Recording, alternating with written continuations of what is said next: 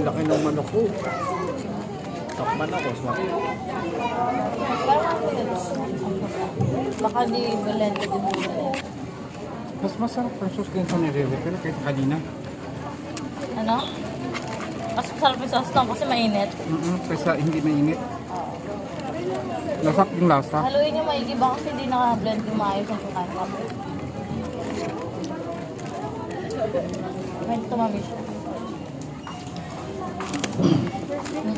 Tikman mo. Parang... Ano? Parang nakisok ka mag-ice cream.